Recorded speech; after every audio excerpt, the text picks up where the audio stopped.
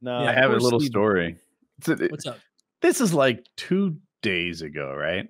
All my mornings start the same. I wake up, Jackie makes breakfast. I put the dishes away. We have coffee in the kitchen. If it's winter, we turn the fireplace on. Cool.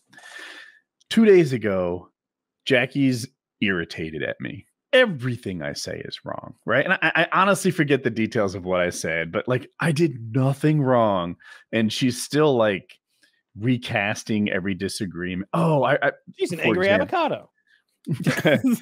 Yeah, she had a topic to talk about, which was Disney's raising its prices, and oh my god, she went through the higher and lower end prices park by park all the way through with and you just don't care. Maybe I'll give you $30 a month never to bring this up again. Is that a service you want? To $138. Magic Kingdom is 140 to 100, and she's just going through giving me all the prices and then stops, and she's not drawing any conclusions. I don't know what to make of this. I don't know if she likes this pricing, not likes this pricing. She's just detailed some really boring stats about Disney pricing. You're trying to guess, and I'm like, so what are you like saying? Was that a question, or are you just reading aloud? You know, and then she recasts it. She's like, you said like I don't make any effing sense or this and that. And you know, when you do that thing where you can perfectly recall like the last 5 sentences, I give her one of those and she's like, all right, so you didn't like say that. But anyway, it reaches like 11 a.m. And thus far, I haven't done anything right that day. You know, all the Yelp reviews are in. Bad husband, bad husband, bad 1 husband. star. 1 star. That's a Bill Burr joke. But yeah. So anyway, I'm like, you know, honey, you could use some mushrooms. And she's like, are you drugging me because I'm cranky? And I'm like, well, I don't like your phrasing, but this is a solid plan. She agrees. We microdose her and me, because why the heck not? And it worked. So I like, you know, what do you get from this? So one of the things that, like, if you take a hero's dose of mushrooms, I guess you're supposed to really go into a trance, like the ketamine experience that I've had under, you know, doctor's orders. But I've never done a big dose of mushrooms. This is a micro dose where you take like 10% of a decent dose.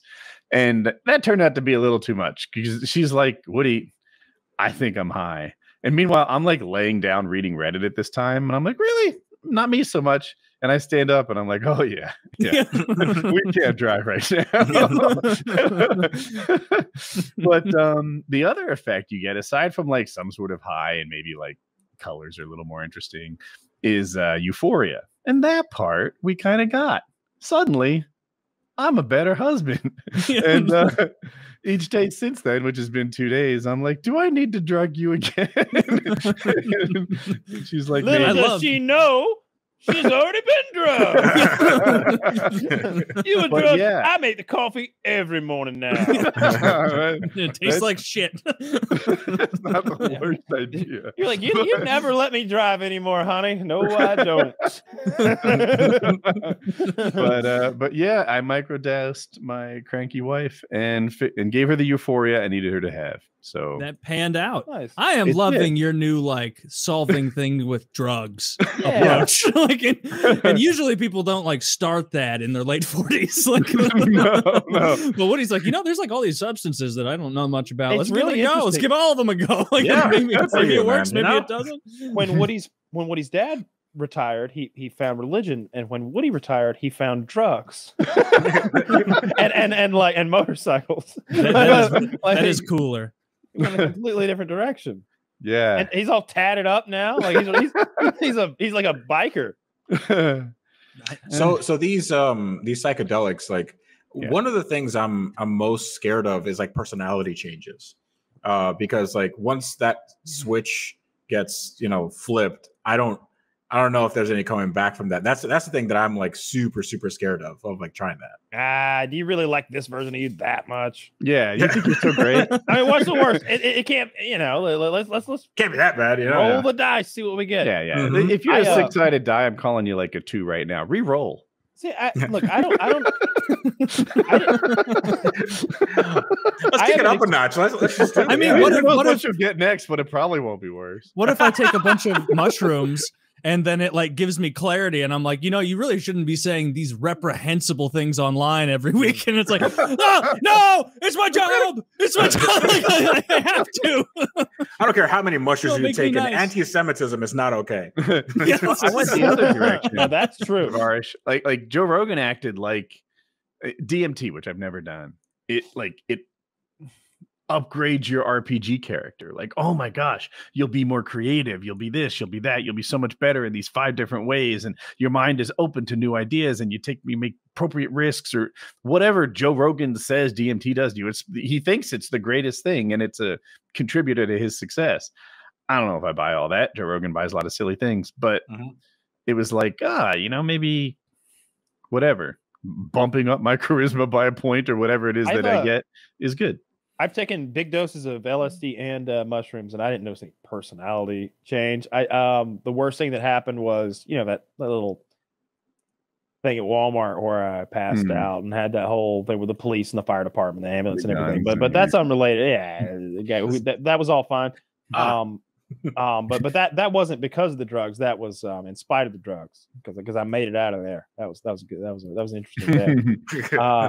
But so no, I don't buy the whole personality change. Like maybe it could give you some insight, and through that insight you could maybe gain some perspective. Then be a slightly different person, be a better person about a specific thing, about a particular area of something. But I can't imagine you like going in and being like, I don't know, an accountant who golfs every weekend and coming out like a free spirit who wants to be barefoot and join Greenpeace or something. No, I don't think it has to be like extremes, but it's just like, not really trusting the world around you anymore.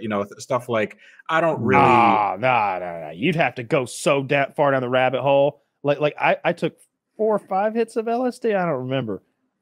I was fully in control. I mean, the walls were a little melty and the paintings dripped and stuff, but like, I was like, yeah, I'm still me. I'm here. I know the address. I know where I am. I know this drug wears off in about 8 hours. So let's have some fun. It sounded like you had a lot of euphoria. Like really giddy and just having such a giggly, like giggling and laughing until your jaws ache and you're like, I don't know, like your throat hurts a little bit from that, like doing that over and over, like you've ever laughed that much.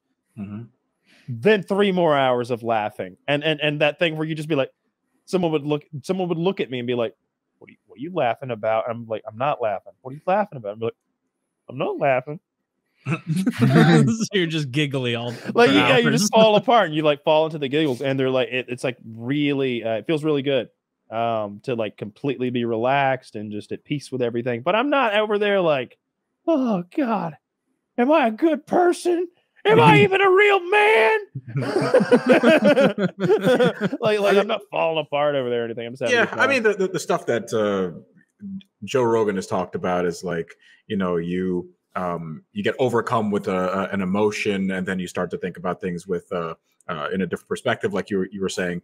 But I just think that people's brains can be different, and people can resist things in a way, and then that can like lead to like negative outcomes. Like they can start freaking out, they can become paranoid, things like that. So like this is I think you'll get from not it on it. I think you can often get from it what you want to as well. Because I went in wanting to have like a silly, goofy time, but if you went about it like time to do some introspection, time to look at this, and maybe even like, oh, I've got this depression that I'm feeling about my aunt who passed away. I'm gonna think about that a lot while I do these drugs. Like, Jesus Christ, who knows what could happen?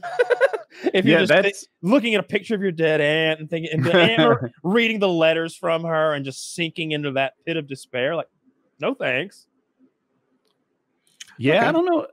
I'm kind of with you, kind of sort of, because like that's how I approached the ketamine, not necessarily dead aunt, but it was like, look, I'm not in a good space right now. I'm trying to pull out of it. What are the things that make everyone around me happy and myself? And like, I went into it with almost like a job assignment. It's a really pleasurable experience. Like, it sounds awful, like you're doing work, but no, it was just a warm slip and slide with ideas that came to me that never were doubted for a moment. Everything was brilliant, according to me. Yeah. And in hindsight or retrospect, because I wrote down my thoughts, like they were good thoughts. It may be obvious, but good stuff for me. The mushrooms I haven't done in a big enough dose to do that, but I did have a similar experience to Kyle around a campfire where just everything was funnier than it should have been, and lots of euphoria and good times. Yeah. Yeah, But I love psychedelics. Don't do it then. Like I'm not pushing anything. Yeah, don't fucking do it. Yeah. Don't do it. It seems like you're in a good place. I know you got a bomb ass guest house. Just keep doing what you're doing. Oh God, a man's got hardwood walls. What? I know, one room has 3 different kinds of walls. Like God knows they what the wall don't give with these cancer things looks to like. just anybody. You have to ask for it. Request colored walls. What is at the top of the blue wall? Is that a wallpaper or crown mold? That is, it looks like that marble. is a shitty wallpaper. Yeah, I mean, we gotta. This place has tile. It's not. It's a mess as far as like theming goes. There? Do you have electricity? We got. Yeah. It's. You guys are all making fun of me. that was a I feel candle. like the wall that was in a the candle. background is dope. I'm living in the future. So yeah, I mean, like the whole drugs thing. Like I've never really taken anything. You know, I've never like smoked weed or anything, and it's not because I have any aversion Alcohol? to it. I'm not like a religious or anything like that. I just feel like I have a very addictive personality. I have 30 cars because I love buying cars. And if I really, really like something, I'm just going to keep doing it to my detriment. So that's why I'm like scared of that, you know? Yeah. Follow. Yeah. And if you're feeling happy, why add it to in? me too? But I think Taylor nailed it. And it sounds great. Yeah. I mean, like I'll if try you're tomorrow. winning, Let's do it. keep doing what you're doing. Yeah. You know?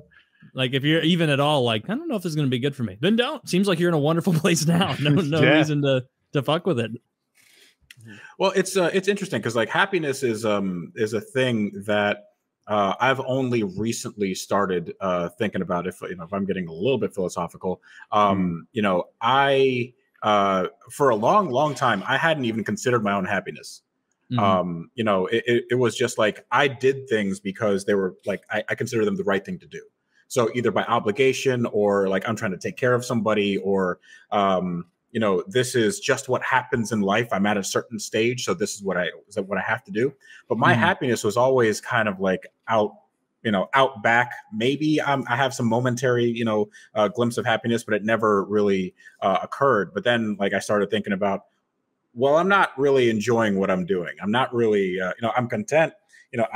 I'm proud of some of the things I've done. Like it's more of a like, okay, I've accomplished something that I wanted to accomplish, but it doesn't really give me joy. Like people say, my wife makes me happy or my job makes me happy or something like that. And I never really got that. So like, it's only recently, like before I moved to this house, before I like started, adopting some different, like I had a lot of changes in my life in the last year. So like, now I'm actually thinking about what makes a person happy and whether those things are healthy for them to go. I mean, like a junkie's happy, right? Yeah. Like they're searching for that high, like momentarily. Sure. And like they're searching for that little morsel of happiness. So I've just been, thinking about that and like you talking about psychedelics and I'm like, oh, that sounds really cool. I'm just like really kind of wary about it. It's understandable. Like, yeah. You like I didn't have like no experience with psychedelics, like took a very small, I couldn't even tell you the amount I took in like freshman year of college. And it was just enough to like make the TV like breathe a little bit. Like not even like the intensity of like, oh, the colors are so wild. Like it was the most mild thing. And yeah, I've felt the same way for a long time, probably through ignorance, my own ignorance, but like I've always been kind of spooked of those because there's this feeling of like, so it's going, because like I smoke weed regularly, I enjoy it, but it kind of mellows me out. I don't like getting so high that I'm like panicking like some people do. Like Kyle sometimes, like when we had our last weedcation years ago, he would be like, you ready to get scared? Because he likes to smoke so much weed that like he's like blasted and like almost scared, he's joking, but like I don't like that as much. And the idea of like not being in control of my perception like really kind of scared me. And now that I've talked to Kyle and a lot of friends here that have done it before, I'm much more calm about it and realizing like I'll be around someone who took acid and like you can tell they're they're on something, but it's like, oh, that guy's like, he just got up and went to the fridge to get a soda. Like, and now he's texting someone back and he's asking, you know, Julie what she's going to order for dinner. And it's like, okay, this is not the scary situation I imagine. It's not like, reefer madness, yeah, right? you imagine like a reefer madness, like that kind of propaganda where it's someone just incapacitated. They have no like conception of what they're seeing, which is just not the case unless you like, I guess, drink a vial of acid, in which case you probably will lose your mind. That guy that did DMT on the Hangout was there. Not for very long, but that he was definitely, that guy wasn't texting anybody. Oh yeah. He was in a bad place for about 5 minutes. We had a guy. Time. Yeah. The second time. The first time he was in a pretty great place for about 5 minutes. Yeah. And so, I think we learned something about DMT that day too. Like that you don't fucking puff it like an e-cig. Like you do it, I guess. And then you put it in a safe until the next time you want to do it, or maybe he just did a ton of it. I don't know, but for Freddie's benefit, we were on our patron hangout. Check out the Patreon linked below, and like he was talking about how he's like a super regular user of DMT, and so we were like, "Would you be willing to do it in front of us?" Like we were all curious, like, "What are you going to be like? Eyes glassy, not even like kind of we're not even in your world anymore, or what's it going to be like?" And the first time he did it, like the time that looked fun, he was just very mellow. Like he was responding very slowly. So if you ask like, what are you seeing right now? He'd be like a shower of what looks like silver. And now it's becoming a liquid. It's moving with, and he was just kind of describing stuff like that. It wasn't until the second time that he hit it that like he vomited because I guess he was, you know, too far in the alien realm or whatever they say. So yeah, that one still spooks me a bit. DMT, because it seems like there's mushrooms and acid. It's a fine line, yeah. It's this is just again my ignorant like drug like my drug ignorant brain. I think of like shrooms and acid down here, and then DMT is like, all right, once you've graduated from that, this is like the hardest of hardcore. But I want DMT so bad. I can't wait to do some DMT. I want to do so. I'm gonna go so deep into the fucking deep end too. I'm not even gonna. Everybody's like, oh, dip your toes, see what it's like. No. I'm gonna rip and tear. I'm gonna hit that thing as hard as I can, 3 or 4, as many hits as I'm gonna go. I want to see. Find out what the hero's dose is and take that, huh? I'm going to take the heroes. I want to see those fucking elves. I want to talk to them. I want to send those elves to my enemies because nobody ever tries to do that. They're always trying to be, oh, it's the elves. I'm scared. No, I'm going to show them that I'm here. I'm boss is earned. I am the prophesied one.